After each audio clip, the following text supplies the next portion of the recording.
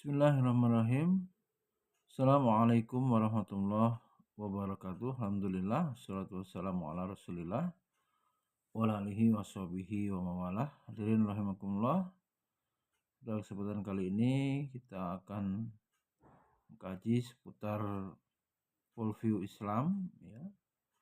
Bagaimana kita menata hati, pikiran, dan meneguhkan prinsip hidup kita sebagai seorang muslim yang soleh, solihah, yang taat, dan muslim yang mau memperjuangkan agamanya. Salat dan salam senantiasa kita sampaikan kepada junjungan kita Nabi Muhammad Sallallahu Alaihi Wasallam, keluarga, sahabat, tabiin, tabiut tabiin, dan kita semua umatnya yang istiqomah mengikuti jejak langkah beliau ila yaumil qiyamah. Hadirin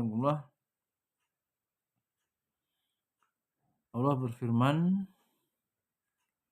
dalam surat Al-Isra, ya, wala taqfu ma laysa laka bihi ilmun innas sam'a wal basara wal fuad kullu ulaika kana anhu mas'ula. Dan janganlah kamu mengikuti apa yang kamu tidak mempunyai pengetahuan tentangnya. Sungguhnya pendengaran, penglihatan, dan hati semua itu akan dimintai pertanggungjawaban. Quran surat Al-Isra ayat 36. Hadirin, dari ayat ini ada 3 kriteria manusia, apa yang kemudian dikelompokkan di sini, ya.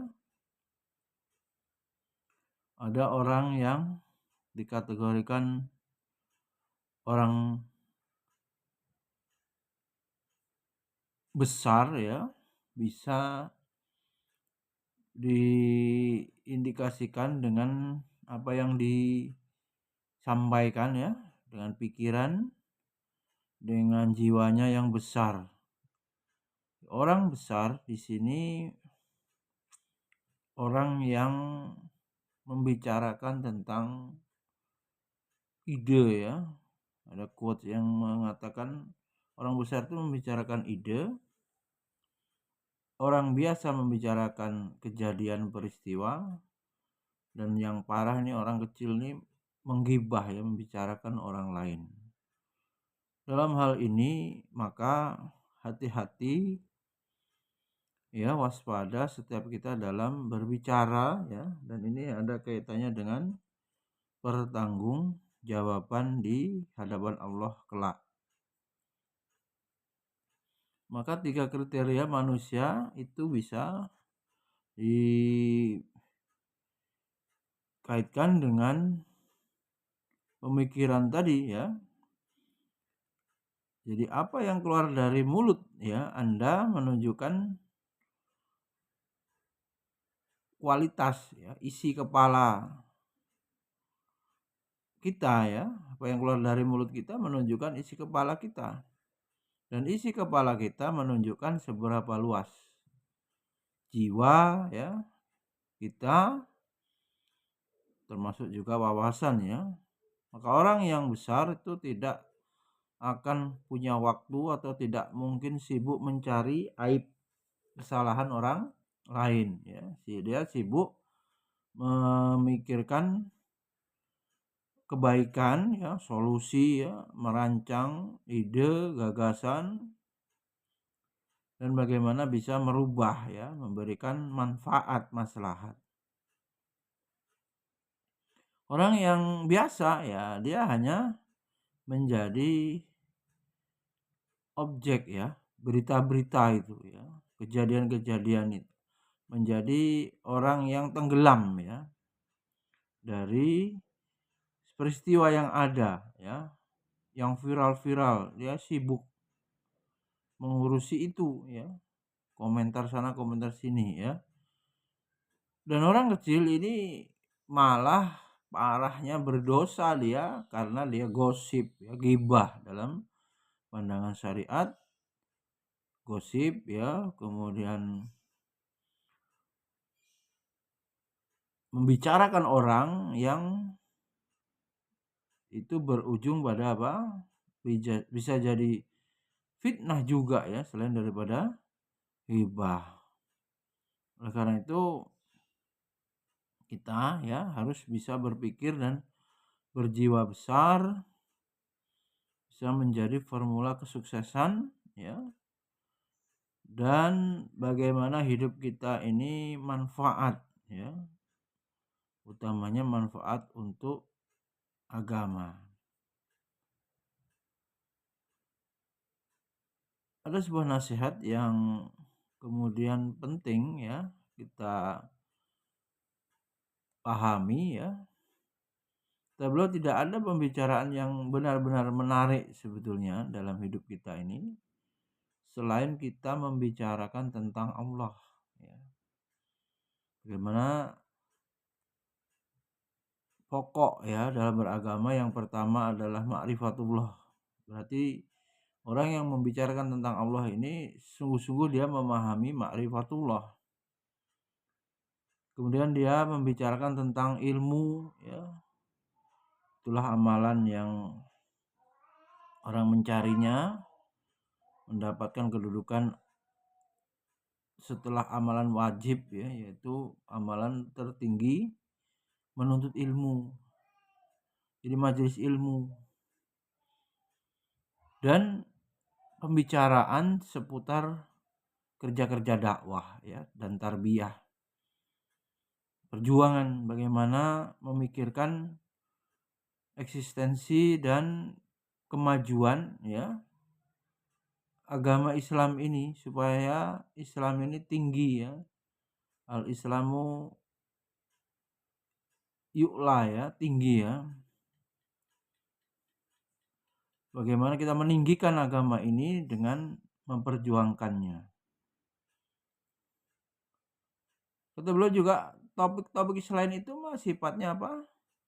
Kadang hiburan ya, sekedar canda tawa ya, tawa ketiwi ya. Tidak ada membicarakan Allah, ilmu, dakwah. Akhirnya apa? Dunia dengan hiruk pikuknya.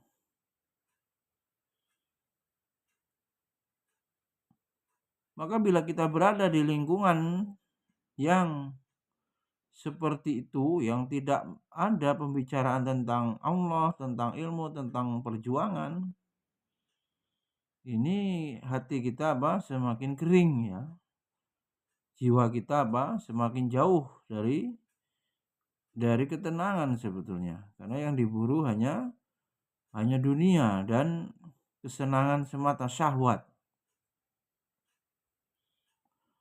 Adapun orang yang membicarakan Allah, perjuangan dan dakwah ya, jadi waktu itu seolah tidak diukur dari panjangnya jam ya, dia terus menikmati, tetapi waktu itu diukur dengan dalamnya makna.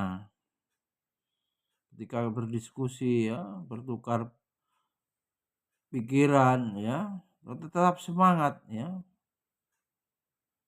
Kenapa demikian? Sebab kita tahu hidup ini terlalu singkat sebenarnya, hanya untuk dihabiskan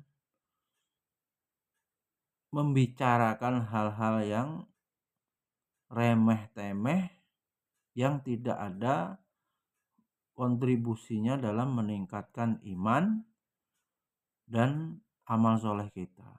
Maka kebahagiaan yang hakiki itu dengan ketaatan kepada Allah Subhanahu wa taala dengan berbagai bentuk macam ketaatan itu, semuanya bermuara sama untuk dapat memperoleh kebahagiaan yang hakiki. Kemudian juga kehidupan ini banyak hal yang menurut perasaan ya, pikiran kita itu tidak baik, padahal dalam pandangan Allah itulah yang terbaik. Takdir Allah itu tetap yang terbaik, maka seorang hamba tidak akan merasakan manisnya iman ya, bahagia yang sesungguhnya dengan beriman itu sampai dia beriman kepada takdir. Hadirin Allah, ada juga nasihat dari Imam Ibnul Qayyim ya, Hati yang selamat ialah hati yang selamat dari syirik ya. Syirik akbar, syirik asghar ya. Syirik akbar mungkin yang sudah biasa bermajelis ilmu tidak lakukan ya. Dia tidak mendoakan Allah, tidak menyembah berhala ya. Tapi syirik asghar jangan-jangan dia pamer amal ya, riya ya. Atau dia memiliki hasad ya, iri ya, kedengkian atau sombong, takabur, serakah, hubbud dunia, dan cinta jabatan.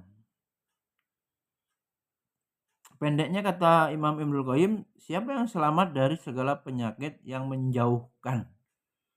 Selamat dari segala penyakit yang menjauhkan dari Allah Subhanahu wa taala.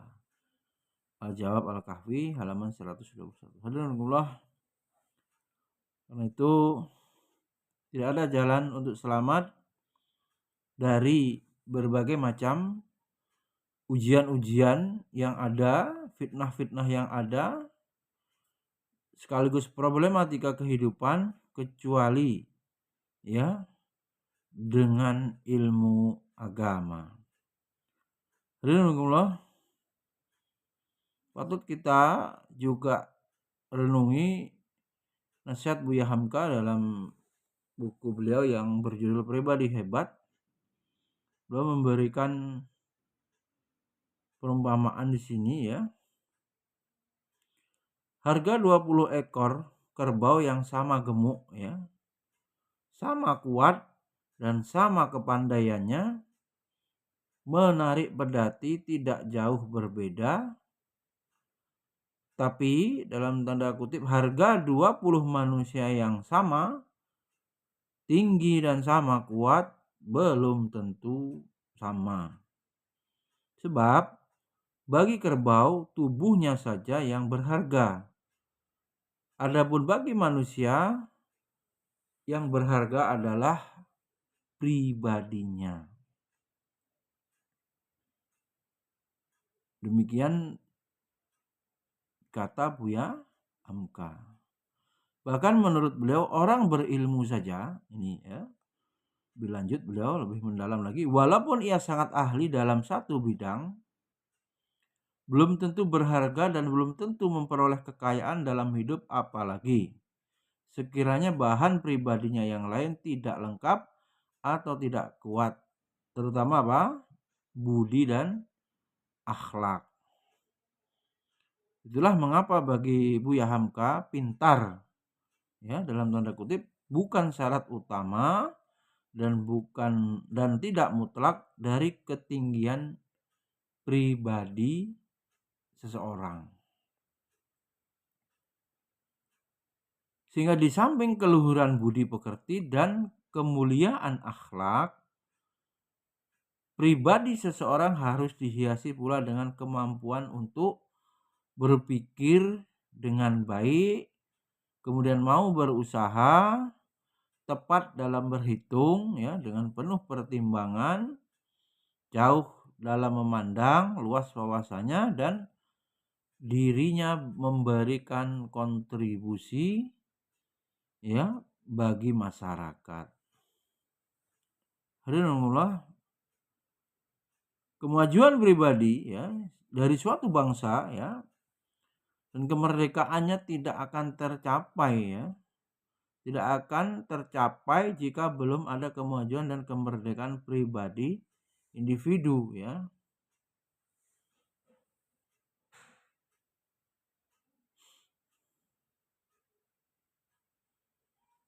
Buya Hamka juga mengkritik ya bagaimana realitas yang ada ya, fakta realita yang ada ini menunjukkan bahwa banyak ya, kata beliau, guru, dokter, hakim, insinyur ya, dan orang-orang yang memiliki banyak koleksi buku serta diplomanya segulung besar, ini gelarnya maksudnya, Dalam masyarakat dia menjadi mati sebab dia bukan orang masyarakat. Kenapa demikian? Karena para intelektual itu hidupnya hanya mementingkan diri sendiri ya, dan karir ya, pangkat jabatannya untuk mencari harta. Hatinya sudah seperti batu, tidak mempunyai cita-cita selain kesenangan dirinya. Pribadinya tidak kuat, ya kata beliau, karena ia bergerak bukan karena dorongan jiwa dan akal. Dan kepandaiannya yang banyak seringkali menimbulkan ketakutan, bukan menimbulkan keberanian untuk memasuki dan menjalani hidup. Pesan Buya Hamka, jangan hanya sibuk ya memperkaya ilmu tapi lemah pribadinya. Ya ini. Beliau juga jangan hanya sibuk memperluas wawasan tapi miskin ya, kekurangan adab dan akhlaknya. Dan jangan hanya sibuk memperbanyak gelar tinggi ya, dan meninggikan status sosial tapi minus soft skillnya. Maka silahkan raih ketiganya, tapi perkuat pribadi, kayakan diri dengan adab dan akhlak, dan upgrade diri dengan soft skill.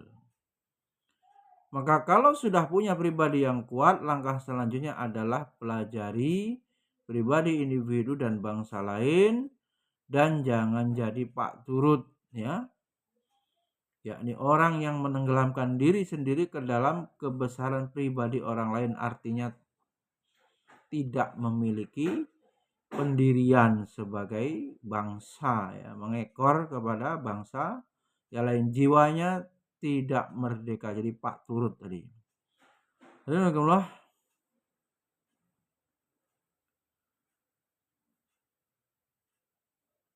Buya Hamka ya melanjutkan bahwa intelektual Islam ya yang jumlahnya tidak banyak inilah yang menceburkan diri ke dalam perjuangan Islam ya, sehingga dapat duduk sama rendah, tegas sama tinggi dengan intelektual yang lain dalam menegakkan Republik Indonesia ya. Adalah perjuangan para cendekiawan muslim, para pejuang muslim, bagaimana negara kita bisa merdeka. Alhamdulillah.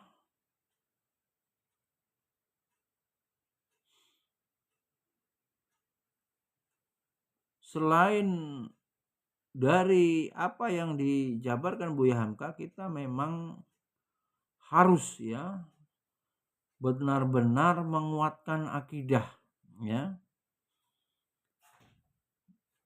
Tidak berharga ilmu jika kita menyia-nyiakan akidah ya, dan menyia-nyiakan tauhid ya. Sebab kita bisa terjatuh dalam kesyirikan ya, memberhalakan dunia, dan itu selamanya ilmu-ilmu selain daripada akidah yang kokoh tadi, ilmu yang dipelajari bisa tidak bermanfaat ya. Sekalipun ternyata menghafal Al-Quran, menghafal hadis, menghafal kitab-kitab fikih, kalau dia terjerumus dalam kesyirikan, tidak berharga bagi dia dan tidak akan bisa mengambil manfaat dari ilmu tersebut. Alhamdulillah, beratnya ya ujian dakwah ya. Ini memang Allah sudah tetapkan, walanabluwanakum hatta na'lamal mujahidina minkum was-sabirina wa nabluwa ahbarakum. Dan sesungguhnya kami benar-benar akan menguji kamu agar kami mengetahui mana yang betul-betul orang yang berjihad, mujahidin minkum wassabirin, yang bersabar di antara kalian, dan agar kami menyatakan baik buruknya hal ihwalmu. Karena setiap perintah ya memerlukan orang yang akan melaksanakannya tentunya ya. Jadi tegak agama ini karena ada dakwah, memerlukan dai ya, juang. Sementara para pelaksana memerlukan bahan ya, cara, media, dan siapa saja yang dihadapinya. Maka saat pelaksanaan diproses ada satu yang akan dihadapi, yaitu ujian ya, masing-masing variabel yang akan bersentuhan dengan pelaku perubahan secara fitrah akan menghasilkan ujian. Sederhananya ujian adalah segala aspek yang akan menghambat ya, menghalangi jalannya proses perubahan, bisa dari dalam, kadang dari luar, bisa juga berupa sesuatu yang menyulitkan, sesuatu yang membuat mudah, ya kemudian juga bisa mengubah orientasi, dan saat itulah ia sejatinya ujian, artinya kesempitan ya. Itu jelas dipahami menjadi ujian dan bisa menghambat dakwah, sekaligus kelapangan ya, itu membuat orang terlena dan sama juga mengakibatkan gangguan atau ujian dalam dakwah. Karena itu sebagai orang yang memilih jalan hidup sebagai pejuang, kita renungi bagaimana sabda Nabi kita ya.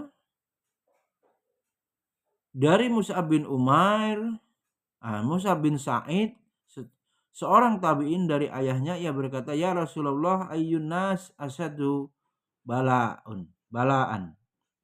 Wahai Rasulullah, manusia mana yang paling berat ujiannya? Maka beliau Muhammad ya, Nabi Muhammad SAW menjawab, al-anbiya summal amsal fal amsal.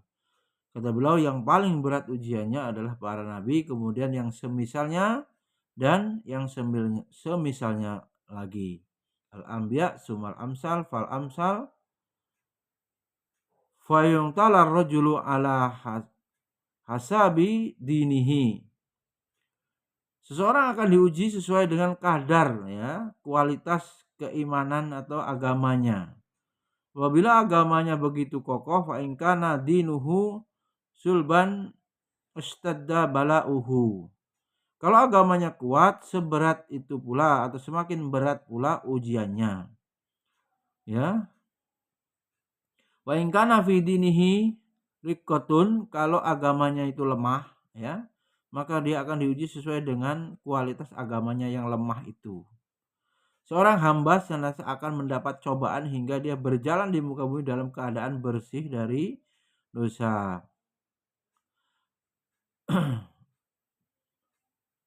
Jadi jelas ya, hidup ini memang ujian ya. Bagaimana bisa kita lalui ya, bagaimana bisa kita hadapi, bagaimana masalah itu bisa diselesaikan dan dengan cara yang diridhoi oleh Allah. Karena itu mari kita terus meningkatkan ya keilmuan kita, amal soleh kita, dan senantiasa taqarrub ya, mendekatkan diri kepada Allah Subhanahu wa taala, bertawakal kepada Allah Subhanahu wa taala atas hal-hal yang tidak bisa kita kondisikan atau tidak mampu ya, apalagi berurusan dengan keimanan ya, orang tua ke anak-anak ya, dari orang tua yang memiliki anak ya, tidak bisa menjamin anaknya selamat ya dari fitnah ujian. Maka dia setelah berusaha mendidik, berikhtiar, mentarbiyah, lalu dia berdoa dan bertawakal kepada Allah, menyerahkan, menitipkan, ufawidu amri ilallah, dan aku serahkan seluruh perkara urusanku kepada Allah Subhanahu wa taala. Maknanya bertawakal setelah berikhtiar. Mudah-mudahan bermanfaat. Subhanakallahumma wabihamdika, la ilaha illa anta, astaghfiruka wa atubu ilaik. Assalamualaikum warahmatullahi wabarakatuh.